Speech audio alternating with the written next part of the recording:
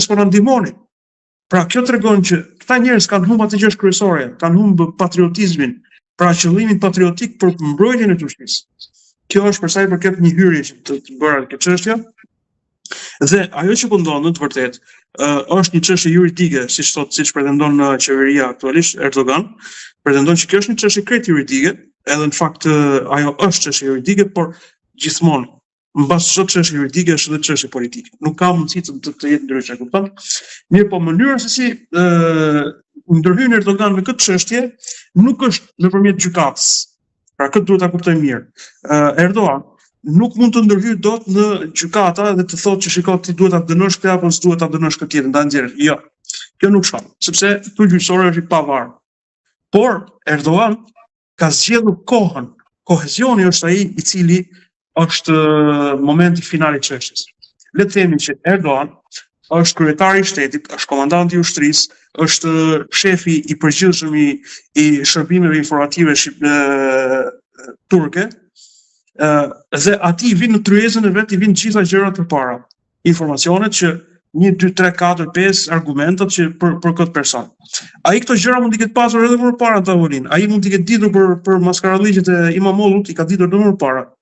Mirë, po ai ka zgjedhur kohezionin dhe çfarë ka bërë? Pra këto argumenta, këto video, sepse ekzistojnë shumë video, domethënë shumë video të poshtra, domethënë ku këta duket që janë klan mafios, kupton? Pas pak do flasim për akuzat që i jepen këtyre, por le dalin drejt për drejt kjo pjesa e parë herë.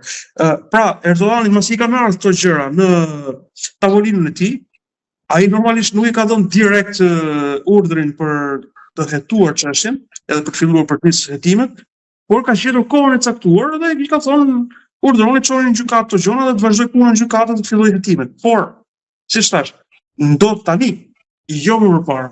Imagjinoj që po të ndodhte e njëjta çështje, po të ndodhte para 2-3 vjetësh, sidomos para luftës në Ukrainë, ne sot do të kishim gjithë Europën kundër Turqisë. Kur them Europën kundër, do ta kishim me sanksione, me gjitha. Do të kishim para administratës Biden për shembull.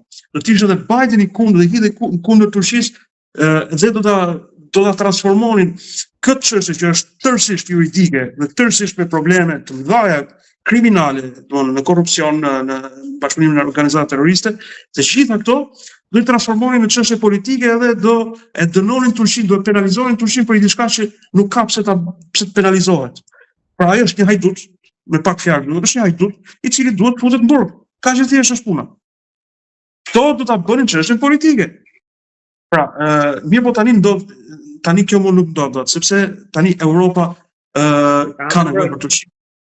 Ka nevojë për Turqinë. Edhe në këtë aspekt Erdogan thotë tani është koha ime që unë pastroj shtëpinë time përpara.